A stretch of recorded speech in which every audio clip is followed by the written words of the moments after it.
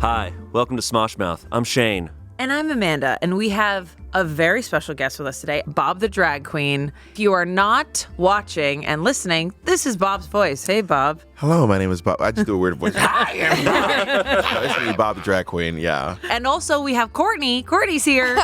Well, yes. Courtney's our special guest. So my name is Bob. I'm a member of Smosh Mouth Podcast. We're going to interview about your beautiful book, Harriet Tubman Live in Concert. No, I noticed you pinned it under my name, which is kind of crazy. I had to have an alias, you know. That's crazy. I'm actually here because I was like, I must be here because I am a huge fan. Oh, really? Yes. She's a huge fan. She busted in here. We were like, you can't come in. Size. Average size, 5'6". So. I was at a party not a party. That's not true. I was at a benefit last night. And when I was there, I got to say it was the whitest night of my life. It was. Wow. And I got to, honestly. And this is the whitest day of your life. No. This can't You've compare had to to have last whiter night. days than this. Last night was, the show was Paul Schaefer, Okay. Weird Al Yankovic, Okay, very white. Rufus Wainwright. Yep. I do love Rufus Wainwright. I love Rufus Wainwright. Paula Poundstone. Okay. Okay. It was white. Yeah. It was like Crest white strips white. Sure. Someone who I really admired growing up, Weird Al Yankovic, was there, and I really wanted a picture with him. So I was like, I had to be cool the whole day. I was like, yeah, Weird Al, you're cool. You're a cool cat. You're a cool cat. All those instruments and those funny songs. Then by the end, me and Melissa Villaseñor were standing outside. Oh, and great. we were both like, we want a picture with Weird Al, but we don't want to we don't want to be fangirls, but we want a picture with Weird Al Yankovic. Like we're comedians. Come on. Yeah. And then Weird Al came out and we were like, I'm so sorry. Can I please, Weird Al, can I please have a picture with you? He was actually really, really cool about it. Oh, good. He seems cool. He seems sweet. Cool cat. And one of my favorite things about him, I told him this too. One of my favorite bits of random trivia, I'll always name two artists and I'll say, who do you think has the most Grammys? These artists, I'll just name two random people, like, Britney Spears and Janet Jackson. Then it's like, oh, who has the most? And then I always do the one that seems like an easy one is like Weird Al and Jennifer Lopez. No, that doesn't seem easy. Who has more than Weird Al and Jennifer Lopez? Who has more Grammys? J-Lo. I would have guessed Weird Al. Weird Al has 5 Grammys. What? J-Lo has 0.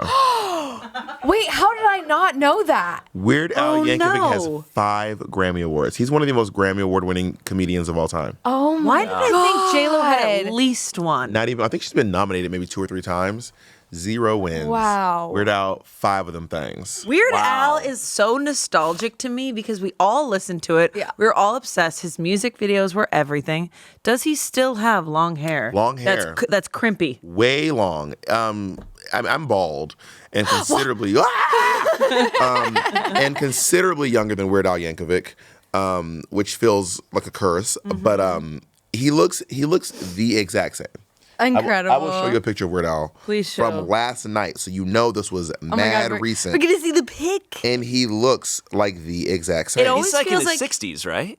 Am I wrong? Oh, he has not changed. You are psyched. Oh, so we'll put it on camera, right? Yeah.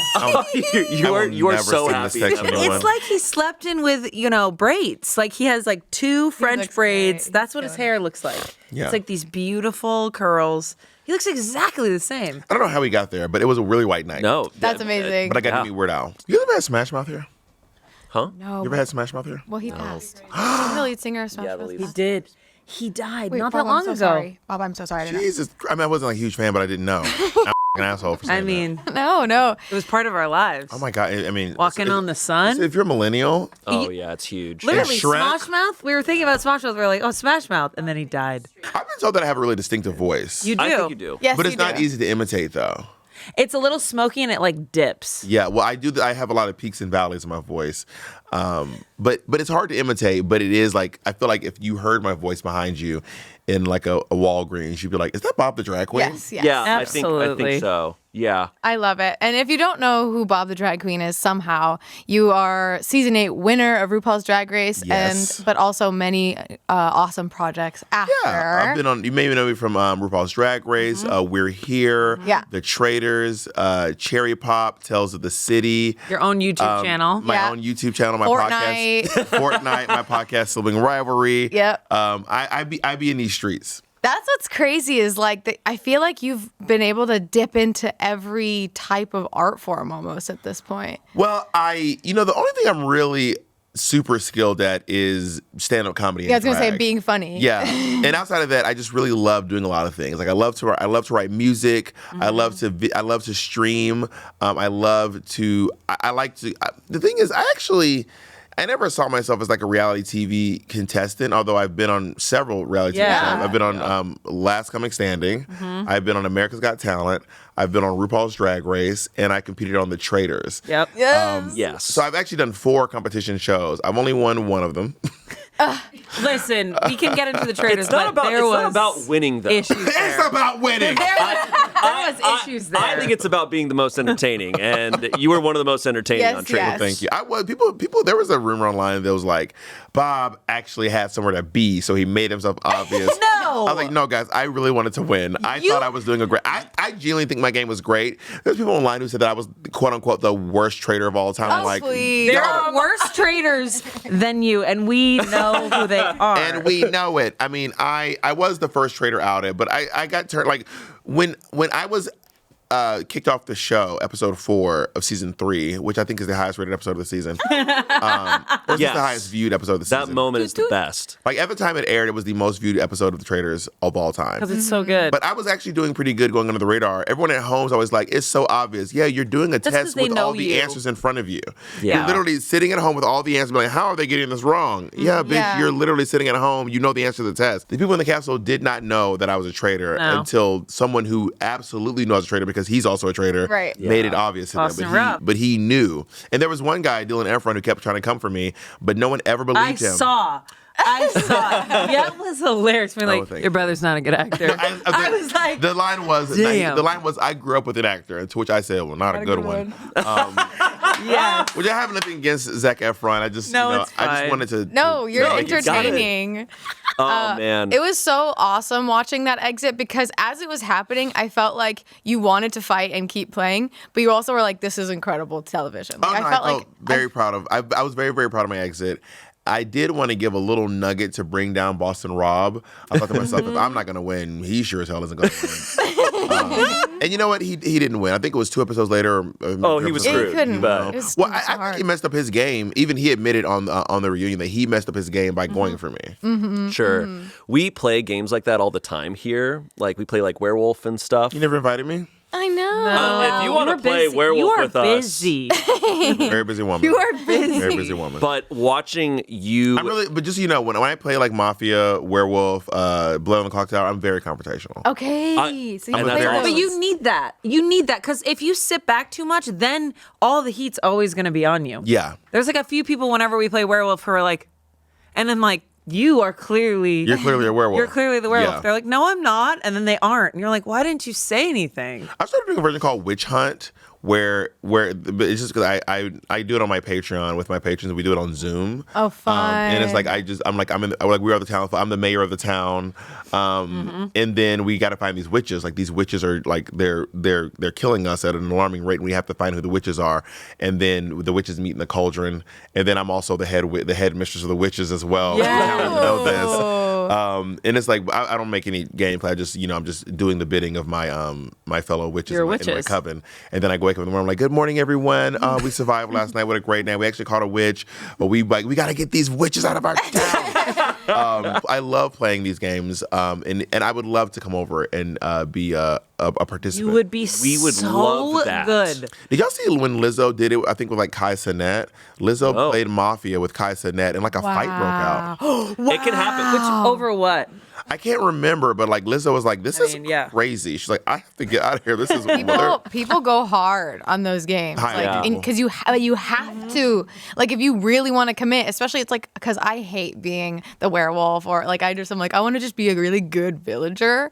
But like, in order, and it's also more entertaining that way too. When as we know, I will attack your family members to win the game. But your exit had me like thinking when we play the games, I'm like, I always get pissed, right? It's impossible to not get pissed if you care about the game, but I was learning so much watching people like you and Boston Rob of like, okay, here's how you be entertaining while you're doing it, though. Like, I think it's going to shift my game after this. Like, well, sometimes, no shade to my fellow castmates on the Traitor, but sometimes not being entertaining can really get you a long way. Like, I mean, like, look, Lord Ivor, I was mentioned in more episodes than Lord Ivor, and he won the show. Like, what's going on with Lord Ivor? Like, he's like, hello, everybody. Good morning. Yeah, well, I do believe the tea is rather cold today, and I was wondering if anyone had chamomile or Earl Grey. Like, we're all like, I think Dorinda, he's like, hey, my dear, there's a chip in this cup. He was just there. Like, he was like, I think they forgot he was there. And his speech at the end was like, you know, I'm always in so much drama. I just don't want drama. I'm like, you're on Traitors. Well, at one point he was like, I don't have the ability to lie. And I was like, I thought everyone you were straight for like 35 years. I think you can. That's actually factual. I think you do have the ability to lie, Lord Ivor. Yes. Yeah, that's factual. I couldn't possibly tell an untruth. It would be that rather uncouth I love of me. every like participating like moment he'd have. He'd be like, I think it's a girl. It must be one of the girls. It will be. Well, at one point he was like, "But we need rather strong men to sail on the boat to row." And I was like, "No shade. Are you a strong man?" I couldn't handle that episode because I was like, stop sending these housewives to these fucking rafts where they're like, hey, when are we going to get off? I was like, if you want strong men to stay, no shade, honey, but Nikki Garcia is a world championship Hall of Famer wrestler. Yes. Yeah. Gabby Wendy was a NFL cheerleader, and you are a man in his 60s. Who is not in particularly great shape. So Oh my we God. need strong men. I feel like your season was very much like, it's got to be the girls. The girls That's are what the I'm ones. saying. It was two girls, to be fair. They were wrong. That is true. Okay, Majority fair. You know of them what? were. That is true. Actually, it was three girls. 3 out of the 5 traitors were girls. So in their defense. That is fair. And I hate when they used to gender the knocks. They really used to they'd be like, that's a girl knock. That's a boy knock. I hated that, and it was always the opposite. Whenever it was a big knock, they were like, that big gorilla man hand that Bob has. And it's Brittany. She's like, They're like, that's got to be the King Kong of the castle, my Bob God. the drag queen. And I was like, God. This episode of Smosh Mouth is brought to you by Booking.com, the official accommodation partner of MLB. Booking.com, booking.yeah. Shayne, it's spring. You love sports. And you love travel. Sure do. Do you know what I just found out? What? Booking.com teamed up with MLB to be their official accommodation partner. You know what that means? What? We can finally go on a trip together. With Booking.com's wide variety of stays, we can travel the U.S. together. You can go to a baseball game, and I can stay in a really fancy, nice, cozy home. Or a 5-star hotel and act like a rich lady for a day. That sounds so fun. Yeah. Or I could go to a game with you. Because it's like a show, right? It's like show tunes, right? What? Take me out of my small home. Take me out on a trip. Buy me room service and baseball hats. I don't care if I ever get back. Tell your wife it's easy to book online. With Booking.com, it's a sleigh. For it's nice to leave my bland home for an out-of-town stay. Do you think musicals are the same as baseball games?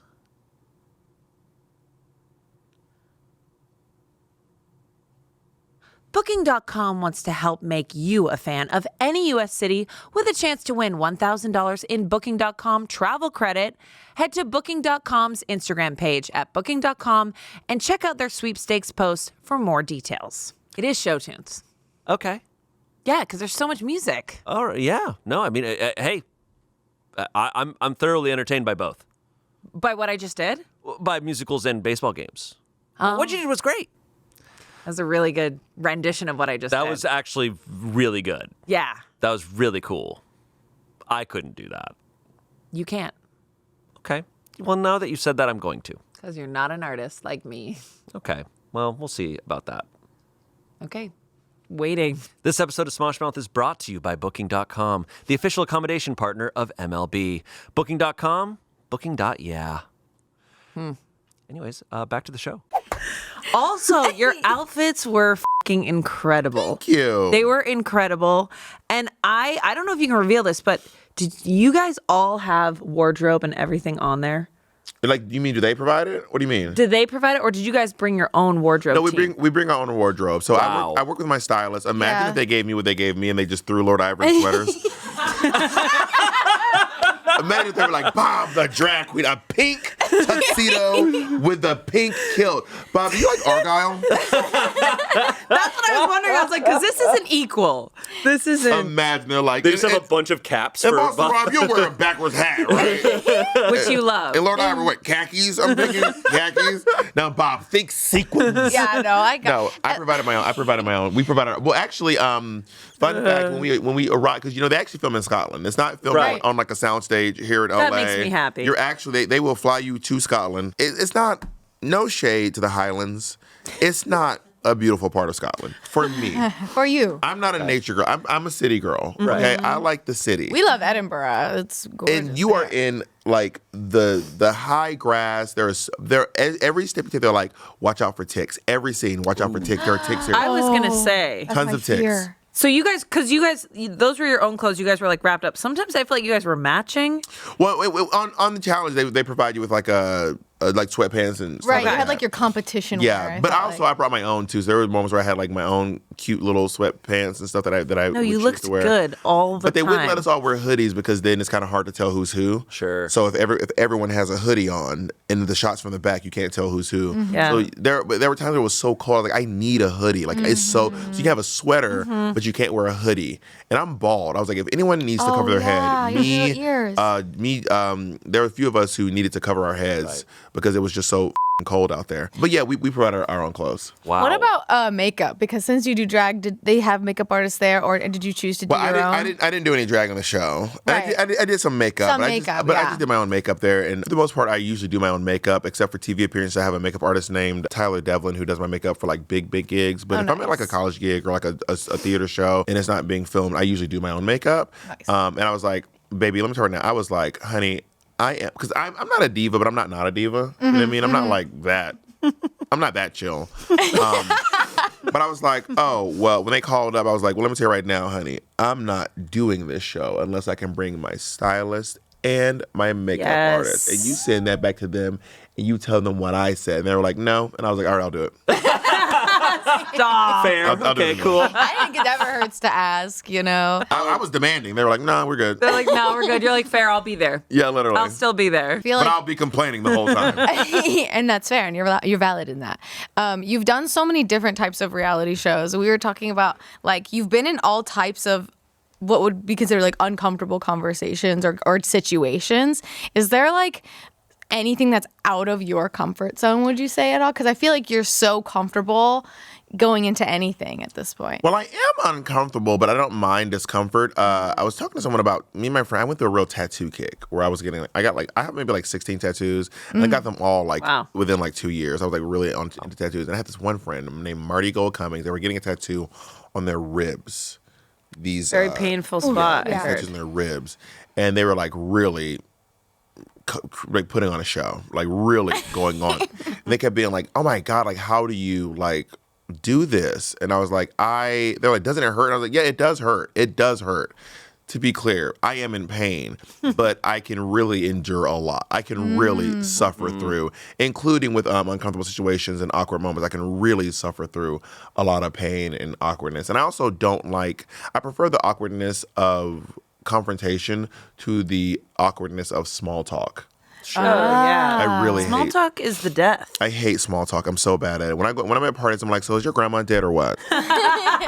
I actually That's appreciate that so much because I think I'm an extroverted person, but I get overwhelmed when I'm going to parties because I'm like, who am I going to get in a corner with? And they're going to ask me, like, what do you do? I hate it. What do you hate do? They're like, what's your favorite color? I'm like, blue. My mom died last year.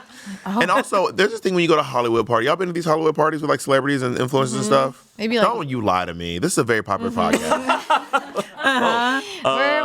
okay, a couple times. There's no way I'm the most famous person you've met. Let's keep it a buck. I don't know. I'm at this party, and when I was at like Madonna's, I've been to Madonna's Oscar party like 3 years in a row. Okay, well, you do win that. We've been there. You do win that. But when I'm at these parties, I'm really bad with faces and names, especially like because I don't actually watch that much movies and television, and I'm right there with you, I only really watch competition reality television. So if it's a reality TV show like The Kardashians or any show like Housewives, if they're not competing for something, I don't watch it. Not saying it's not good. Kardashians might be the best show in the world. I literally have no clue. I've never seen an episode of it. But I just don't watch a lot of. The only TV show I watch is Severance. Yeah, He's obsessed with Severance. Currently, I would also watch like Breaking Bad, and then like Fresh Prince of Bel-Air, like old shows as well. Yeah. So I just don't watch a ton of TV. And when I'm at these parties and I meet people and I know they're famous because of how they look and how they're dressed, but I go up and I introduce myself.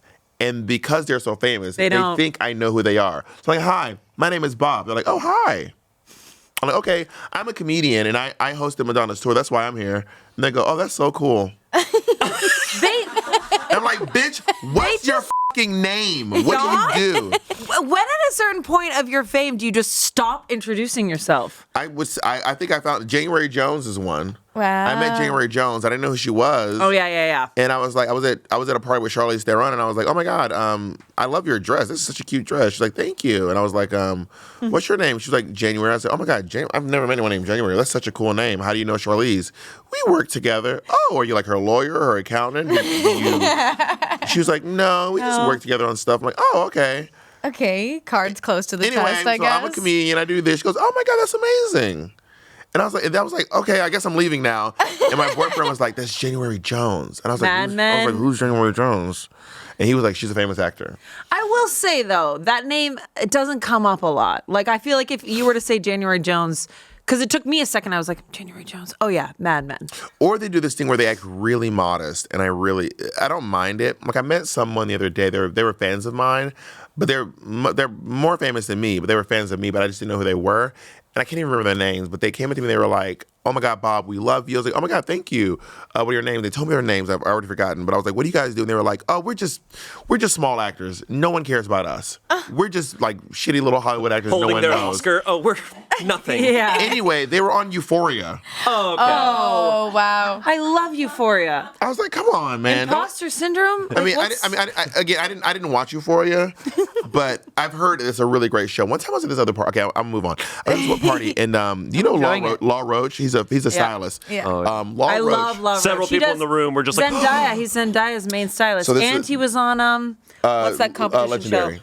Zendaya from Euphoria. So this is a Zendaya story. Is it Zendaya or Zendaya? It's Zendaya. Zendaya. So I was at the party. By the way, y'all, I need to make it clear to anyone listening or watching, this is not about Zendaya. This is not shade to Zendaya. I'm just stating facts. This is no critique of Ms. Daya. Okay? So we're at the party, and Zendaya had just won an Emmy. It was an Emmy party. It was the HBO Emmy party. I used to be on an HBO show for 3 seasons.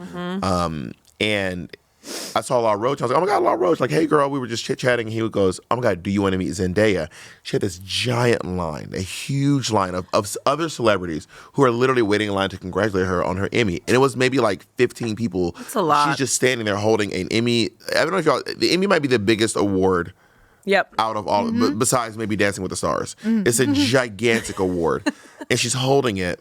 And there's these people lining up. And he goes, do you want to meet Zendaya? And I was like, I'm good.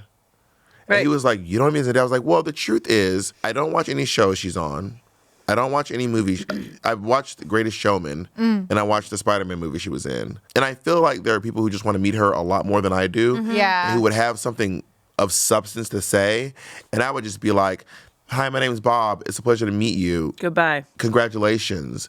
But obviously, congrats on all her work. But the truth is, I don't watch Euphoria. Yeah. And it's because I don't think I'm interested in watching a TV show about high schoolers f***ing and doing drugs. Now, granted, a lot of drugs. The show is obviously very brilliant based on the reviews and the awards it has received. It is a good show. But I think I'm a little long in the tooth to be watching. I have never heard that phrase. Long in the tooth? Yeah. Oh, it's horses have, the only way to tell how old a horse is by how long the teeth are.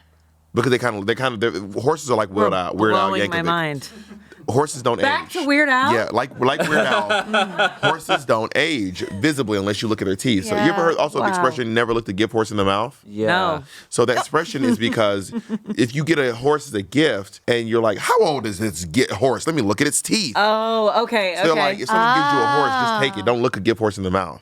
Got it. Just take the horse and say thank you. I always thought that was just like you're gonna get bitten in the face. Yeah. So anyway, so I never watched Riverdale or any shows about high schoolers since I was like 23 or 24 maybe. Yeah. And so I just never. I mean, I'm sure Euphoria is great. I just never watched it. This is not a dig at Euphoria or Zendaya, but I was just like, I'm just gonna let other people who really want to meet her. It's nice to see her from a corner because she's quite stunning. Yeah. And incredibly talented. But I didn't want to take up her time, you know? I see that. But then Weird Al Yankovic walks by. I really wanted to meet Well, you. that's like your I don't know if it's your childhood, but like that matters. Oh, for sure. When I found out that some more, the comedian, some more follows me on Instagram. Baby, if I saw like Zendaya and some more together, I'd be like, oh my God, I'm gonna go over to some more because I love her comedy.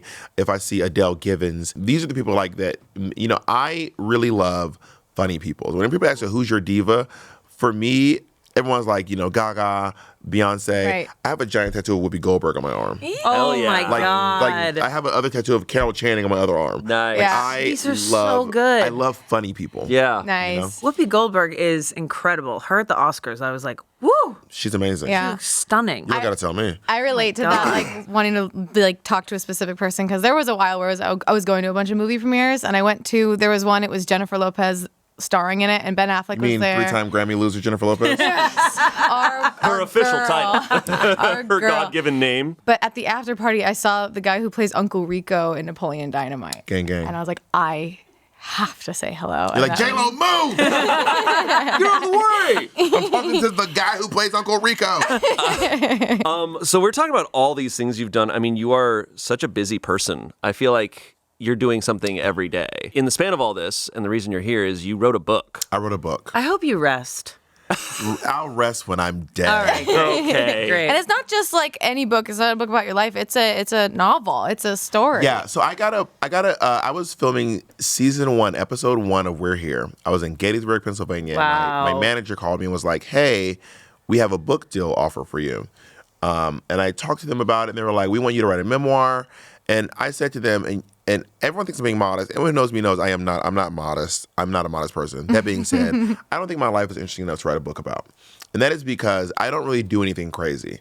I write jokes, I podcast, and then I go home and I go to sleep. Like your whole life is on camera. It's already like on people camera. can watch it. Yeah. It's all see it there. Like I'm not really doing I don't do drugs. I don't drink. I've been sober for 16 years. That's incredible. Thank you. I've met some really interesting people, but like, everyone's like, oh my God, you work with Madonna. I'm like, yeah, I did. But like, I met Madonna when she was 64 years old and she was a mother of 6. Like, what do you think we're doing? Like lines of coke? Yeah. No, you're hanging out in her living room. We were like singing our songs, doing our dance, and then we would go back to I would go back to my hotel room. She would go back to her palatial mansion, and then we would meet back up tomorrow and do the same thing again. We weren't doing anything crazy. You know what I mean? And the stories are like kind of interesting, but when you listen or read to like Viola Davis's autobiography or like Tina Turner's movie or like those are autobiographies. My story is just it's not that interesting. I live a pretty boring life. So I said I don't want to write a book. I said I wouldn't read that book. I don't want to write a book I wouldn't read. Yeah. I wouldn't even pick up that book. I wouldn't even glance at that book. So I don't want to write that book. But I do love historical fiction. I had just finished reading The Good Lord Bird by I think James McBride, and it's a historical fiction piece about John Brown, the abolitionist. Yeah. And he kidnaps this formerly enslaved kid, and he mistakes him for a girl. And this little boy has to live as a girl for years. Whoa. For years. Whoa. Because he's afraid that John Brown will find out that he's a boy. John Brown was really religious, and he didn't want anything weird to happen, so he was like, yeah. And John Brown carried guns. He shot people, like, all the time. So he was just like, okay, I'm a girl. I'm a girl, and my name's Onion. That's who I am. What? The book is really ridiculous. It got turned into a Showtime show with Ethan Hawke and Daveed Diggs, and I just love that book so much. It was just such a good book. I love reading about and finding out more and more information about Harriet Tubman. And I was torn between this and another book idea that I had. And I'd already been working on this as a play. Oh, Okay. cool. I could see this that, as yeah. a play. I actually have some original music that I really actually want you all to listen to. Wait, really? Yeah, we I can really play want you to it, listen yeah. to. Even if we take a break and you listen, we come back and you are just all gushing over how brilliant I am as a musician, I would love to. as well as an author. But it was torn between this and this other book I did that I had, and I had already been working on this IP for the play. And I was like, I'm just going to turn this into a book. Are you Wow. still going to possibly turn it into a play? Yeah. 100%. 100%. Okay. I love that. It has been like 8 years in the making, this play. Wow. The book took me 4 years to write. Okay. Which I'm very embarrassed by because it's not a No. big. Well, there's a I lot think of you said research in the it. average time of a book being... Books take a long time, I feel like. Yeah. I never hear, because I love books, I love reading, and I love authors. And Are you like a physical book or you're like a Kindle? physical book. I like physical. I have to read a physical book. I know the book, when we were planning for this podcast, the book wasn't released yet. No. And I was like, oh man, like, okay, I'll read it on like My like phone. send a code or Yeah. something to read it. And I was like bummed about that. And then there was a physical copy. I was like, sweet. And I read it in So a did day. we send you guys this, or did you guys like? We sent it over. Yeah, I got Yep. it. Because I was so there happy. were some Barnes and Noble that released it early. People were like, It happens, yeah. People are like, I have your book. I was like, what? How did you get my book? They're like, you like hacked the mainframe. They got like Wade and Kim Possible in there. Yeah. hacking the mainframe. I am just jealous of everybody who gets to hear you read it to them. Well, I mean, that could be all Yeah. of you because there's an audiobook. I recorded the audiobook, and the audiobook actually does have 2 original songs in it. That's what I was wondering. That I'm so proud Are of. they the ones at the end? Yeah. Yes, Yeah. yes. And let y'all know, like, so I've read books in my day. I don't read a ton of books. I read maybe like 1 to 2 books a year. More than most. Which is especially more than most men. Actually, on average, women read like 6 books a year, and men on average read like 1 a year. I thought it was 0. I What mean, can be zero? I mean, but That's then I 25. think like most people. Not just Shayne, don't though. read. Shayne reads a book like a week. I love books. that's insane. Love them. I read this in a day. I was hooked. I did It's also an read it easy in a day. read because I'm not I don't write like I'm not like ew here for yonder does that with a break upon the dewy sky. Like I write the way I speak, so you can almost hear my voice when you just read Absolutely. Yep. Yeah. And doing an audiobook, have any of y'all ever read an audiobook professionally? Like No, that's what we want you're to ask saying, like, you. I've read Doing it. excerpts, and it is not easy. y'all, It is hard. Reading a book is one thing to yourself. Because you don't realize this, when you're reading, you're actually often skipping words. Totally. You're piecing sentences together. Your brain just kind of corrects it as it goes. Reading a book out loud, you feel like you're going crazy. Words stop meaning things. Have you ever been driving and then you realize You're on the after wrong side of the 15 minutes, freeway. you're just driving through through a McDonald's? No. Have you ever been driving and you were like, oh my God, I'm driving? Yeah. I'm driving. I've been driving Yep. for 15 minutes. What's going on? That's what it feels like when you're like, I've been reading for 40 pages. Where did I go? Yeah. And then it was also really emotional too because from the time that I started writing the book to the time I finished the audiobook, it had been 5 years. I gotta say the last chapter of this book in the audiobook might be inaudible. I was crying so. I was like bawling because I was like, I can't believe I just wrote a book. I cannot believe I actually wrote. Yeah. And I finished. It's done. There's nothing else to do with this book besides promote it and beg people to buy it. But And the end chapter brings it all together so much. Even I was reading it, and I read it in a day and was feeling. And when you read it in a day, you're so connected to it. And I can't imagine 5 years, but like reading the end, you were just like, it was like you were on a roller coaster, like going up, and you're like, yes, here it comes, here it thank you. comes. Like, and I love the themes that you tied together with it. Like, and I also was like, Harriet Tubman is a real person out there today, right now. right? I was like, I'm gonna find She her. exists. I wrote the book to mimic what I imagined a journey to freedom on the Underground Railroad would be like. You know, it starts with the desire to go, and then the courage to take the first steps, and then the dangers on the journey, and then in the end, freedom. And I wrote the book to mimic that. So the book is about Harriet Tubman coming back to life. The return. Yeah, she's returned. It's the return. A lot of people are coming back to, not just Harriet Tubman, a lot of people are coming back to life. Cleopatra's back. Abraham Lincoln is back. Frederick Douglass is back. Emily Dickinson is back. Although I didn't mention her in the book, but she is back. Just Okay. know that. That's lore. That's canon. Yeah. And in Harriet's return, she wants to continue her work as an abolitionist, but freedom is the goalpost for freedom has shifted now, and now she wants to continue her work by writing a hip hop album. She elicits the help of a former hip hop producer who's like pretty acclaimed with a Grammy Award and some BET Awards and stuff, but he's kind of out of the business for a while. But she wants him specifically to help her write this album, and he shows up, and he's also a big Harriet Tubman fan, so he shows up to help her write this album, and then on the journey, he realized that he has a journey toward freedom as well that she helps him with. Did you see yourself in Darnell? Did you see yourself in him? So when I started the play, I was Harriet Tubman.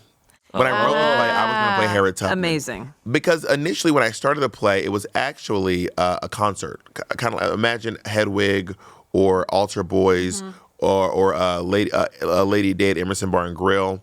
One of those where you go in and you're actually at a concert. Yep. That was the initial concept for the play. I tried to write that as a book. It was too hard for me, especially for my freshman novel.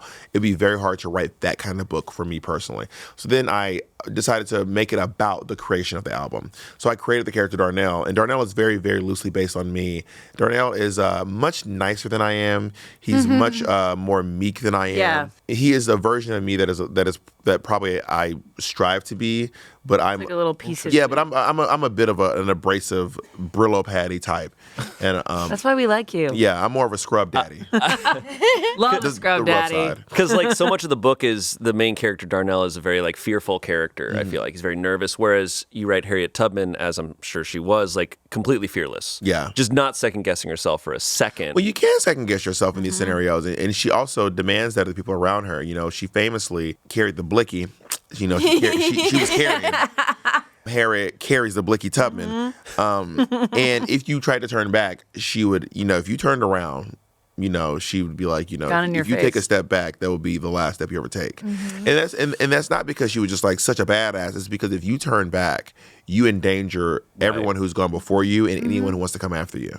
You know what I mean? Yeah. So when you're on this journey, you have to have bravery beyond your own capacity, even. And that's what I tried to reimagine. So obviously, I'm imagining Harriet Tubman. This is, for all I know, Harriet Tubman might think this is the best book in the world. She might think it's a horrible book. I have no clue. She will read it though. She will. She's out in the world. She's out and she's back. She's out in the world. So, you know, I had to reimagine Harriet Tubman while also wanting her to be able to be human and not just this like idol. Because I always say Harriet Tubman is America's first black superhero.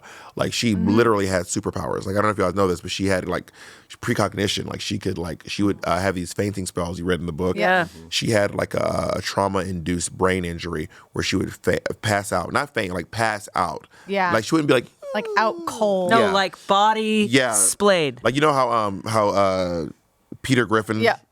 The famous I gets definitely knocked do. out. Yeah. arm broken. For like hours at a time. But when she come to, she would have these visions that God would send her. Yeah, I'm not religious, but you know, obviously, the book has a lot of my religious trauma in it too. Yep. And to her credit, she took about a dozen trips back and forth and was never caught one time. Which is wild. Insane. And the trips got further and further. It started going from Maryland to Pennsylvania, but then they passed the Fugitive Slave Act, and which means that any person who is free, who used to be enslaved, you are now a fugitive, and you must be returned back to the people who technically own you. So then they started going all the way to Canada. That is These outrageous. journeys. And she did all of this in her like late 20s, early 30s. She was roughly 5 feet tall. She was disabled. She couldn't read. She could not write. But despite all of that, she was able to just do it over and over again. An unbelievable fact that I feel like isn't talked about enough in general, just in like education and stuff, is that she was the first woman to lead a military operation. And with Trump's new DEI initiatives, it'll probably be another at least 4 years before we even get a chance to think about that. Of course. Real. Everyone says she freed 1,000 slaves. It's actually probably close between 600 and 800. But a lot of people don't realize that like most of those were on the same day. Wow. That was during the Combahee River raids where they went to 3 plantations. So she had this plan. So they elicited her help because she knew the back roads and the woods better than anyone. No one knew the swamps and the woods better than Harriet Tubman did. So she came up with this plan, this brilliant plan to go. She got some Union soldiers and some formerly enslaved people who had already been freed and who were working for the military to go to a plantation, free all the enslaved people there, and then give those enslaved people the opportunity to join them and raid the next plantation. Whoa. And then they went to the second plantation with more than double the people, free all of those enslaved people. Okay, Khaleesi. Right? She's just building and building And then building. she gave them the opportunity to join them to raid the third plantation. Damn. All down the Combahee River raid, yeah. Wow. You know what I love so much too? And I was thinking, I was like, is this a spoiler? No, it's fine.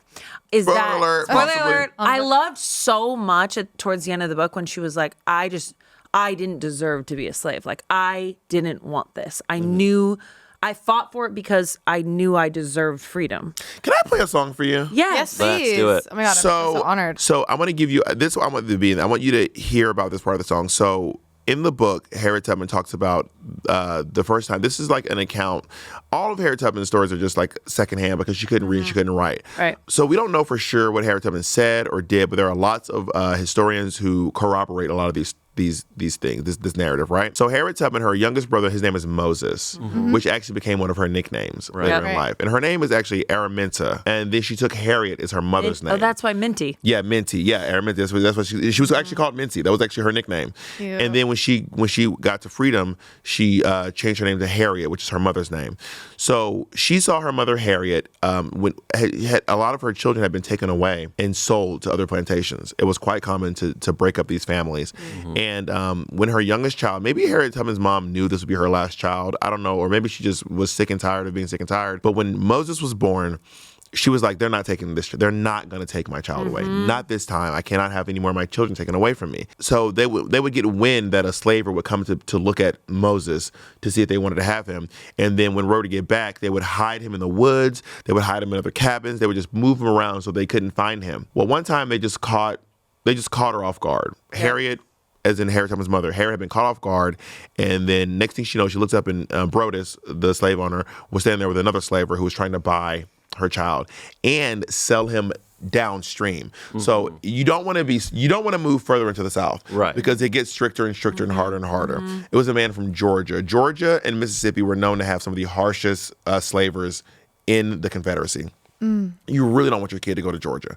So she's caught at her front door, and she sees these two men, and she has this like club in their slave quarters that they would use for protection. And she just picked it up, and they're standing at the door, and then she says, allegedly, quote, "Anyone who sets foot in this house, I will crack your skull wide open." And Incredible. so everyone's freezing because they're like, oh my God, you can't do that. First of all, women can't threaten men. Not in the 1800s. Also, black people can't threaten white people. So a black woman certainly cannot threaten two white men. One of them who legally owns you, and the other one who's looking to purchase your child. But for some reason, they just left. They just said, okay. They turned around and they just left, and she got to keep her child. So this was a huge moment for Harriet Tubman when she realized, like, oh, now I see that there are other options out there. Yep. So now that you have that in mind, I wrote this song about Harriet Tubman telling that story and how it impacted her, the way that she sees herself and her options. All right, this is the best song I've ever written. I'm so proud of the song. Okay.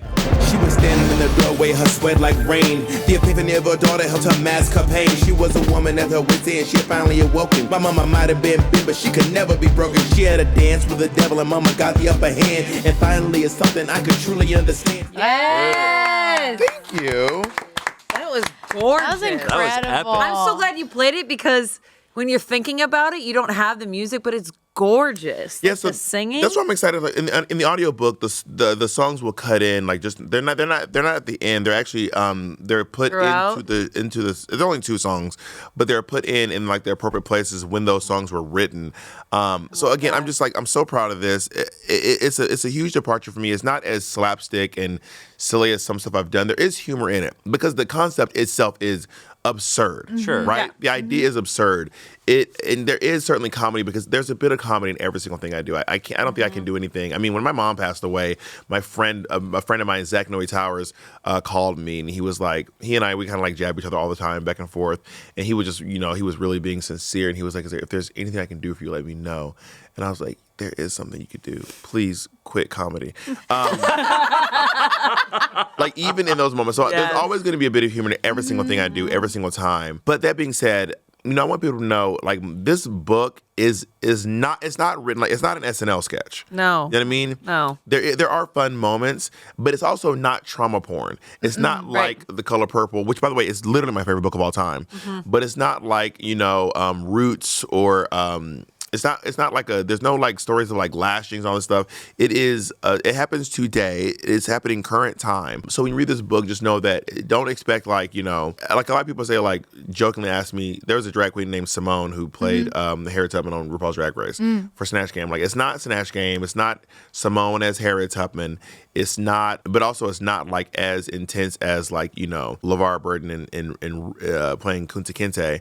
But it's somewhere in the middle. Right. Yeah. It's not slice of life, but it's still like this is happening right now in this moment. If you could imagine Harriet Tubman coming back now to a hip hop producer and is like, I want you to do an album. That made me laugh. Just in general. That concept is funny. Yeah. And she's just standing there with her coffee, and I'm just like, this just makes me laugh. Yeah, writing the way Harriet Tubman drinks coffee is actually one of my favorite parts. She keeps blowing on her coffee in Yeah. between sentences. I felt that when I was reading it. I'm like, it was the way you used dialogue and how I'm like, I'm reading stuff that like is really dark history, like really tough stories that happened to real people, but the way you tell it is like, I feel like it was such a breezy read, and I felt like I was learning so much in a casual way. It felt like your friend was telling you this story. Well, the truth is, we have been so desensitized to the trauma of Black people in America. Right. I remember it just kind of dawned on me one day. So I'm from Atlanta, and we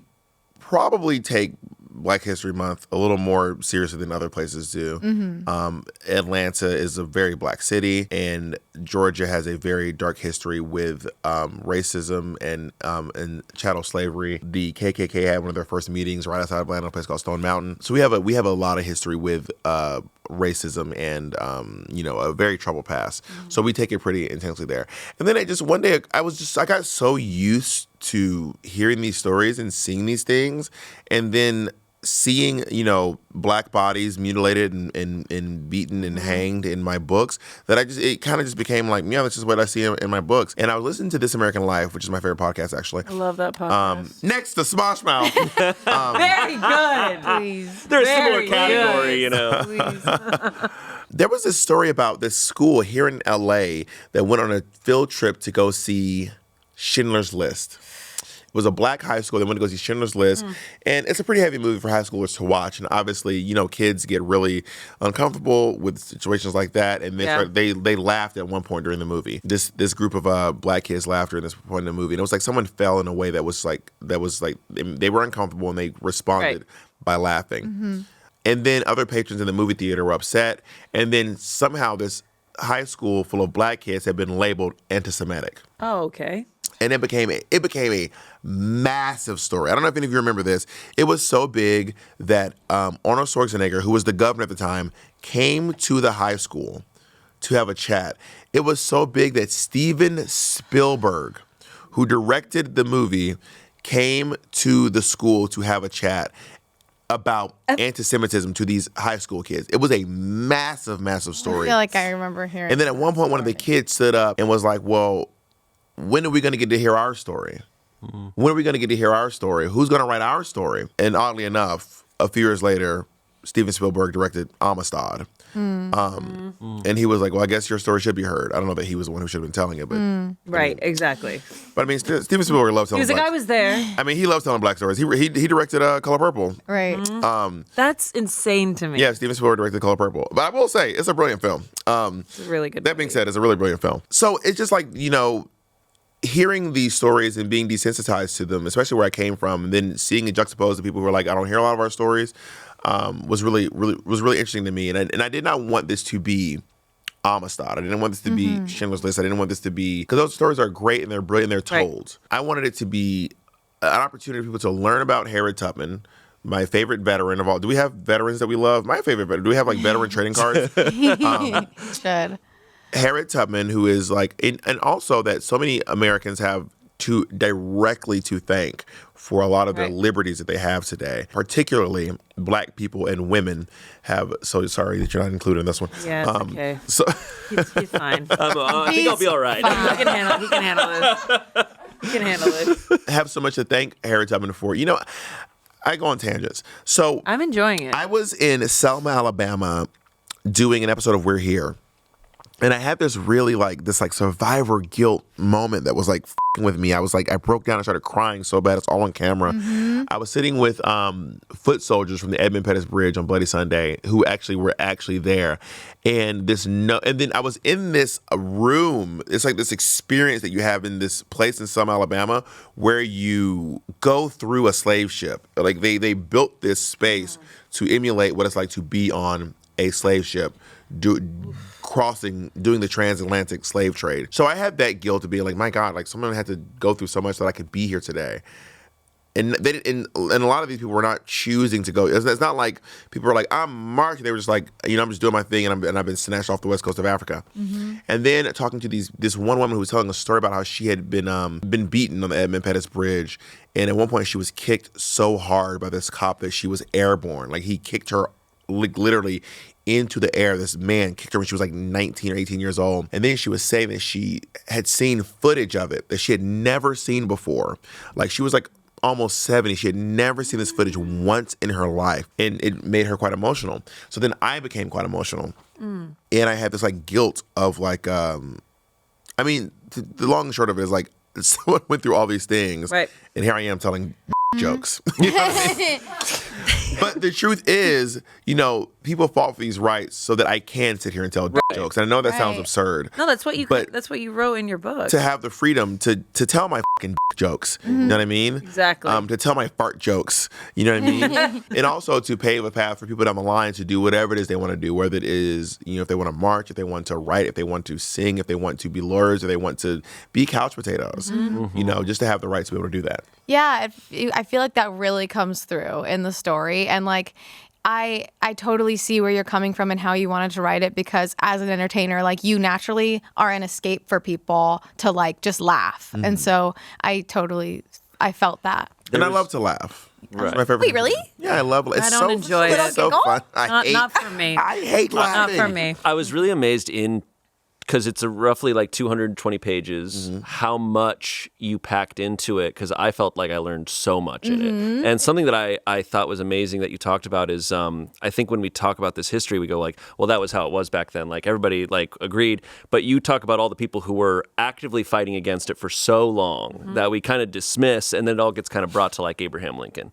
And it's like, oh, Abraham Lincoln did this. And it's like, I loved your take on Abraham Lincoln. So many people. I loved your hot take on Abraham. I was like, it's not that hot of a take. I mean, Abraham Lincoln. Yeah, I guess it's not a super hot take. Abraham Lincoln was not an abolitionist. A lot of people think that Abraham Lincoln was an abolitionist. Abraham Lincoln wanted to punish the South, and he was like, well, hit them where it hurts, right in their pockets, take away their free labor.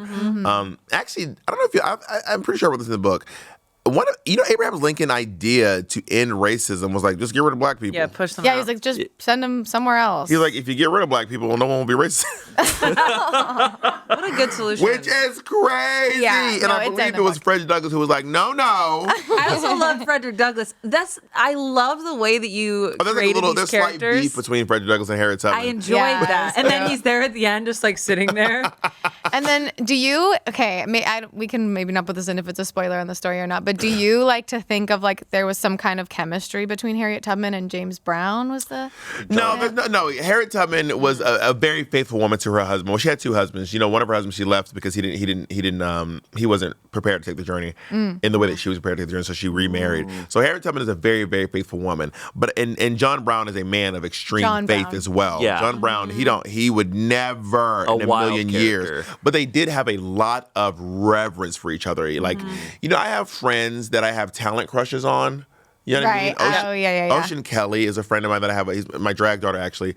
Kevin Antunes, who actually we all wrote those songs together, actually. I have Mikey Angelo, another friend of mine. I have like talent crushes on. Yeah. I think that John Brown and Harriet Tubman had a Talent like a crush. talent crush, like for their penchant for freedom and abolition. That's because they awesome. did it in very different ways. So if y'all don't know John Brown is one of the craziest abolitionists in the history of America. He would straight up ask you, are you pro-slavery or are you free state? And if you gave the wrong answer, those might literally be the last He words might you kill ever say you in your right life. there. I mean, literally, he would kill you then and there. On the spot. He was absolutely insane, and he felt like he was convicted by God. You can't, when someone feels like I have divine on my side, There's nothing you I can have do. a divine right. What are you earthly beings going to do to me? I mean, he famously once took a judge from his home in the middle of the night and murdered him in a field for judging against slaves. Like, this man did not play games. He was the first Luigi Mangione. Oh my God. But he wasn't as cute. Not as cute. He wasn't as cute because Not your as description cute. of him, I was like, woo. John Brown was no shade, an ugly man. I can't believe I said James Brown. I'm John so Brown. sorry. Did I say I Brown know. too? Did I say No, John? you said John Brown. It's okay. It's okay. But you managed to talk about all of these historical figures. Not all of them appear in the book, but you just talk about them. And I love how detailed and like so humanized these historical figures, because sometimes when we read history, it's just like a page on a book and we kind of remove all the like human parts of these people. And I felt like you painted such a beautiful picture of all of them. Yeah, I was like, Harriet Tubman, she's an older woman who lives in, I was like, what am I saying? No, Harriet Tubman, when she was doing what she was doing, she was very, very young. Yeah. Now, obviously, there are not a lot of pictures of Harriet Tubman when she was very young, because when she was doing what she was doing, she had to operate in secret. Right. So Harriet Tubman didn't become known until well after. Like, it was imperative that no one know who Harriet Tubman is for her to be able to do the work that she was doing. Yeah, I mean, even in the book, she's like stating how people didn't know if she was a woman or not. Yeah. People didn't even, she was kind of a myth. People thought she was like a ghost. Sasquatch Which is or kind of something. epic. Like, Yeah. Oh, Harriet Tubman is more major than major. Yeah. Like, she's insanely smart. She was incredibly. She had her ingenuity, just her social skills, her leadership skills are off the charts, unmatched. She will go down unmatched for a very long time, for sure. Hell Yeah, yeah. absolutely. So you're saying this could still be a play one day? Fingers crossed, it will be a play. I one think day. so. And Yeah. then would you still want to play Harriet Tubman? No, so I see myself as Darnell now. Yeah. When I wrote this character, I see myself as Darnell. Also, it is important to me physically that Harriet Tubman be a very tiny woman, because it really felt shows the intensity of this tiny look, because she was a very small lady, and I make it a point to illustrate how small she is in the book, because it goes to show how much power she was able to wield. You know Men in Black. Are you familiar with Men in Black? Of course. Remember the cricket? Yeah. Yes. She is the cricket. You know what I mean? This tiny gun that has so much fucking power behind it. So I have a dream cast, and I've already said it out loud, so I might as well just go ahead and say it. One day in my brain, maybe when it's a movie, she will stoop to our level. But in my brain, one day I would love to have Doechii play Harriet Tubman. Wow. That is That is not sick. a stoop. Okay. That's incredible. That's my regardless. dream Stop. cast. One day Doechii will be Harriet That Tubman. would be fucking mind blowing. Right, and Doechii, if you're listening, let me send you this She music. listens to us. Doechii loves Smosh Mouth. She's obsessed. She's obsessed with Smosh. She we loves know everything you're we watching. discuss. You're in the comments She section. keeps wanting to be on the show, and we're like, Doechii, we don't have time. She loves what we discuss. Maybe She's 3 more in it. Grammys, and then we'll allow you to be on the show. That's awesome. Once you get as many incredible. Grammys as Weird Al Yankovic. Yes, Yeah. come on. Who would you cast as Dr. Slim? Oh my God. Okay, in my dream. We were talking about that this morning. Yeah, We were yeah. like, I wonder if So that's... in my mind, Dr. Slim looks almost exactly like Wiz Khalifa. We said I Wiz said Khalifa that. in the car. I said that. We were driving. I was like, who do you think Dr. Slim I is? And I listened was to Wiz like, Khalifa so much in high school. Yeah. In 2010, so I I Wiz was like, Khalifa for sure. 2010 about Wiz that. Khalifa. Hey, did y'all see the Emily Dickinson TV show? no, I hear it's incredible.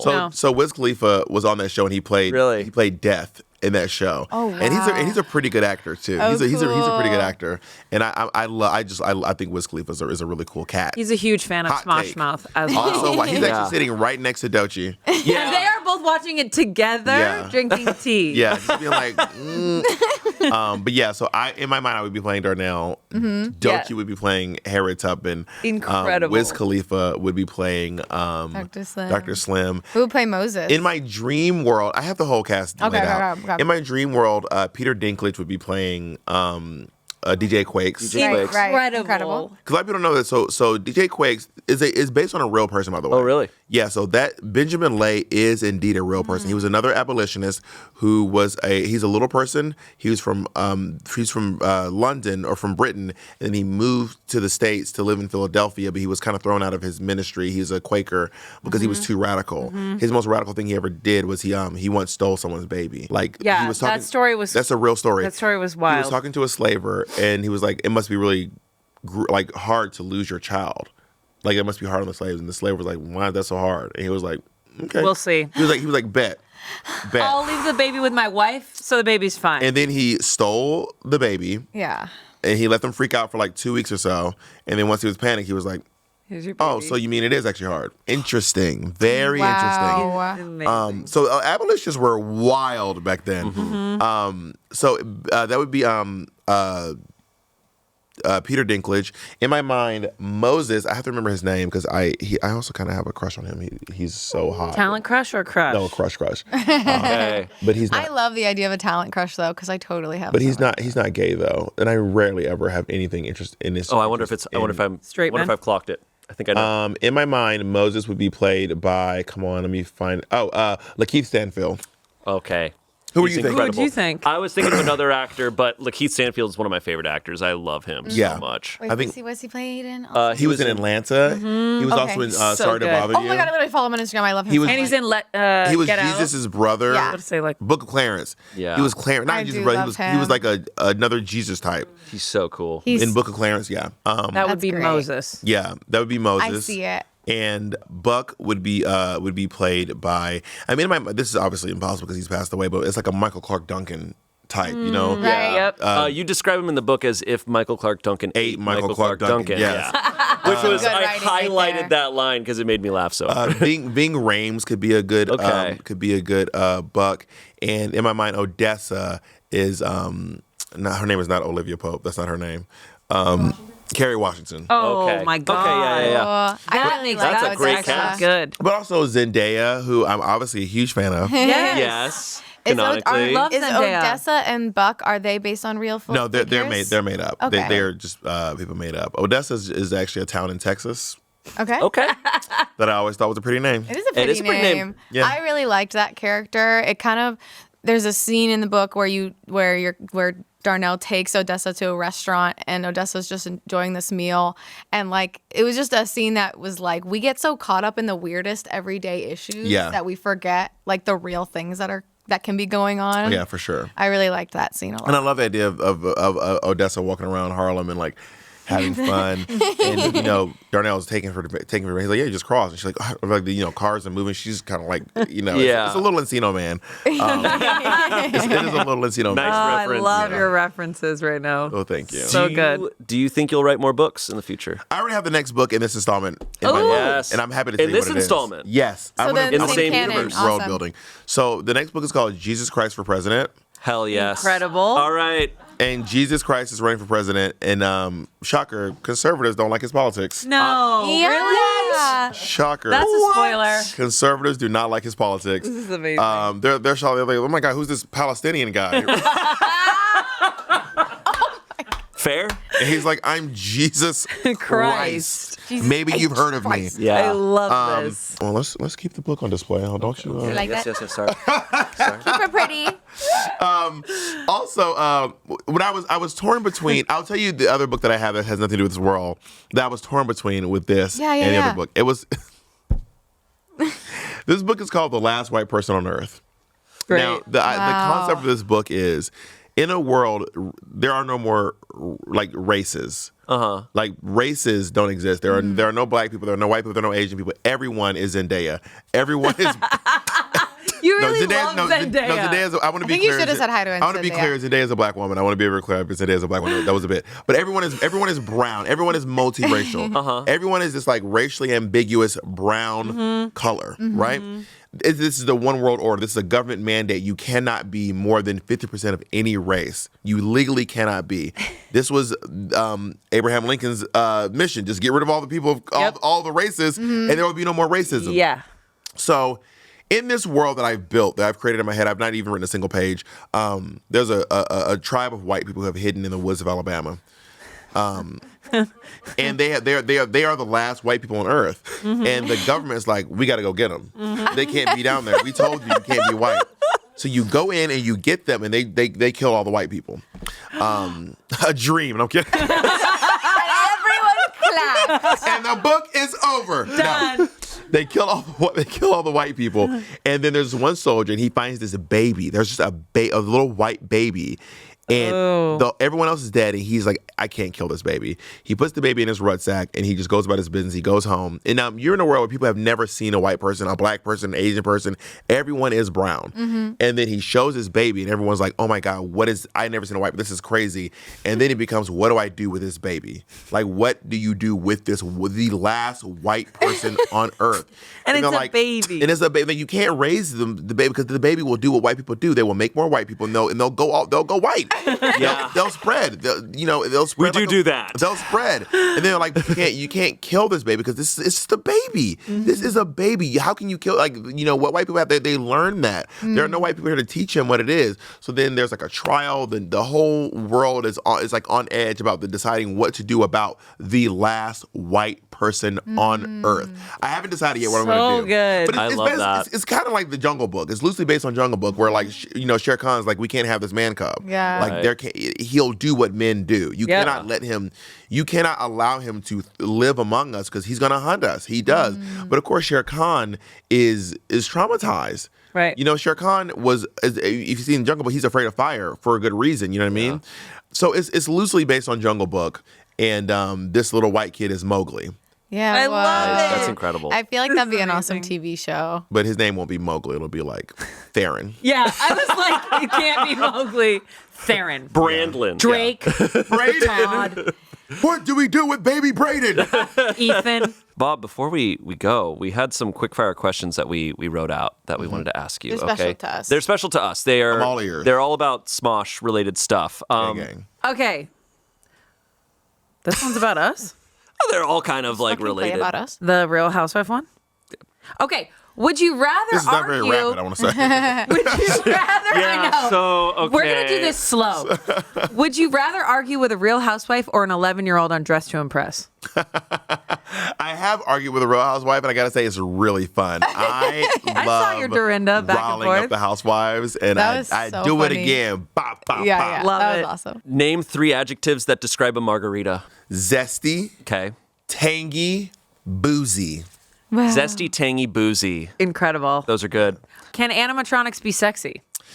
Oh, 100%, for sure. I kind of have a crush on the Avatar creatures. Oh, me Yeah. too. Oh, of at course. Disney They're World. kind of hot. Yeah. Oh yeah, Yeah. the one at Disney World. My hear me in out the tank? is the Avatar creatures. Oh, Love fair. it. yeah. very And hot. there's an animatronic. I want to what is Animatronic. What do you call it? Anatomically correct animatronic. You do with that information. Yeah. You want. Yeah. Do you eat cereal? And not often, but I do like cereal. My favorite cereal is Apple Jacks, Oh, Solid okay. choice. Solid choice. hands down. Submissive or breedable? Like me specifically, Yes. or preference wise. Preference, I'd say. Preference. Okay, preference. I'm submissive. Okay. Yeah. Love it. And then last one, we actually wrote down, have you played Werewolf and would you play it with us? But you already... I've never played Werewolf, but Okay. I've played Mafia. You'll be fine. I Sure. played Blood on the Clock Tower. Oh, then you're and fine. I You'll be was fine. cast on the show The Traitors. Yeah, Okay. The resume is stacked. You're I think you're ready. You're think gonna you're be ready. just fine.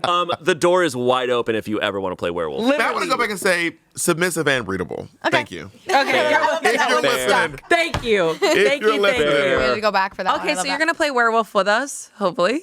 yeah, I'm cutthroat. When you That's have a fine. spare moment, sometime in the You next can few teach us a years. thing or two. Well, listen, y'all. I'm busy, but I'm easy. Okay. You're I'm busy, but you're easy. We I'm love busy that. because I say yes to everything. I feel like that's so true based on just like everything you've done. I'm everywhere. You are. You know, one time I was in this last story, my ex broke up with me, which is valid and fair. We weren't great together.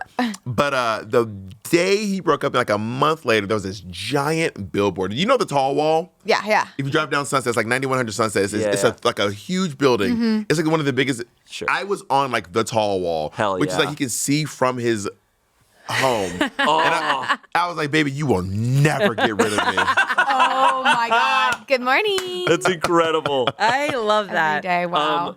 Well, we got to go, but Bob, thank you so much. Thank you. If you guys want to get my book, you can go to readthedragqueen.com. That is readthedragqueen.com. If you want a signed copy of my book, you can go to bobsignedbook.com. And again, you go to readthedragqueen.com. You can also get the audiobook there as well. Audiobook, and it's you reading it. Can I say something real quick? Listen, Yeah. Hear me out, y'all. This is my soft pitch, okay? Times are tough. I know this. If you have an Amazon Prime account, you get one free audiobook a month. I don't know if you guys know this. Just make it mine. If you have a Spotify Premium account, you get 10 free hours of audiobook every month. Do people know that? No. I actually didn't know that. My book is only 5.5 hours. There you go. You can listen to my book. And something else. And then the first 10% of Wicked. There you go. Do that. And there's nothing better than when the author reads their own book as an audiobook. So I agree. and it being Bob the Drag Queen no less is awesome. And those songs will be in it Yes, in they real will. time. yeah, that's incredible to me. That's like so like new. I feel like that's not super common. I'm so stoked for everybody who gets to hear that for the first time. It's a good music. It's really good music. I'm really proud Really, of it. really good. Yes, I feel that. All We're right. so honored to have you. Thank you. Seriously, I'm happy to be here. It was you a are real pleasure. You are incredible. You really are. All right. All right. All right. See you guys later. Bye. Bye.